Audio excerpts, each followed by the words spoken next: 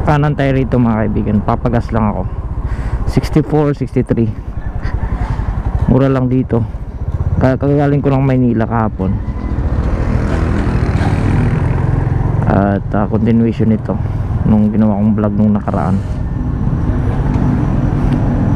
na nagbiyahe tayo na kayang mag long distance tong ating Honda XRM. Unleaded po, 100. Resibo sir? Siyan, papagas ako. Tingnan nyo, empty. Huwag nyong sanayin yan sa motor nyo. 100 na lang pera ko.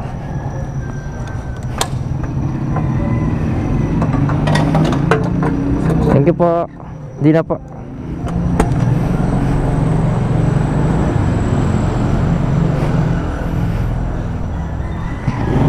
Sentrum, Santo Tomas, Pangasinan.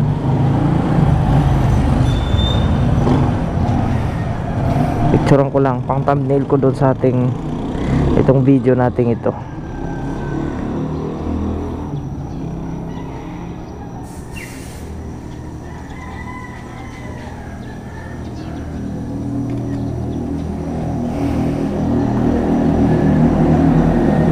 Ayun mga kaibigan, gusto ko lang sabihin sa inyo na masama po yan pag sinasanay nyo yung motor na kunting-kunti lang yung gasolina ng tangke ninyo. Dahil naka fuel pump tayo, hindi kagaya nung mga naunang modelo ng motor na yung daloy ng gasolina ay gravitational force. Kaya yung lagusan ng gasolina sa ilalim ng tangke, may hose siya papunta sa ilalim, papunta doon sa karburador. Kaya gravitational ang magtutulak. Itong sa atin kasi ay lahat ng mga naka-FI, yung tangke natin nasa ibabaw, manggagaling yung gasolina. I mean, galing sa ilalim, higupin pa ibabaw, papunta doon sa ating fuel injection. Kaya mga kaibigan, gumagana niyan, ang naghahakot ng gasolina papunta sa fuel injection ay ang ating fuel pump. Ngayon, pagka laging kukunting gasolina yung nahihigop na papump, malaki, take note malaki ang tendency mga kaibigan na ang ating fuel pump ay masisira. And isa pa, mahihigop ng fuel pump ang mga latak, mga dumi na nag-sink in sa ilalim ng ating tangke o sa ilalim na parte ng ating tangke.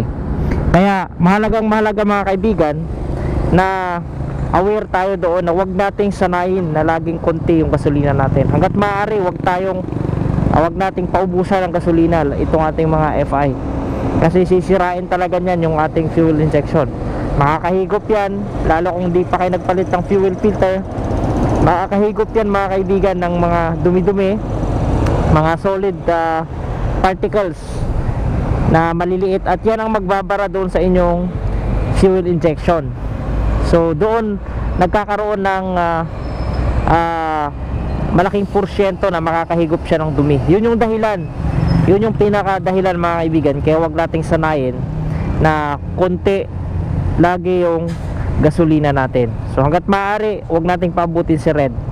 Yung sa akin lang naman, talagang umabot sa red yan dahil sa kanya-kanyang kadahilanan yan mga kaibigan. So dahil nagtitipid tayo, naubusan ako ng pera dahil nagbiyahe ako ng Maynila kahapon na ang budget ko lang is 300.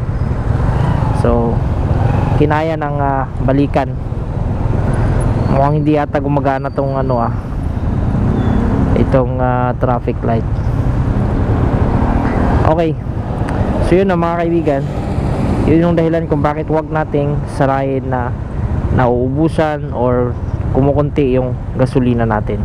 Kasi po talagang sisirain niya yung ating fuel injection, yung FI, at sisirain din niya yung ating buong sistema.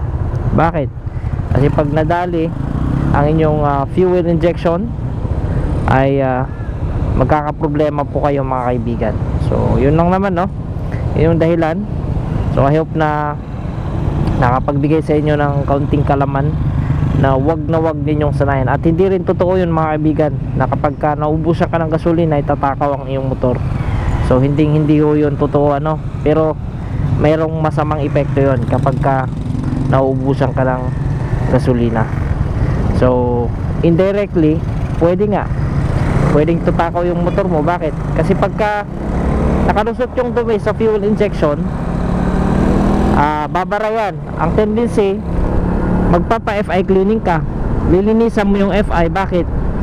Kasi may bumara, at maaring 6 lang kasi yung butas nun eh. Maaring isa sa mga butas na yun ay hindi gumana, or dalawa, dahil nga may pumasok na solid parts.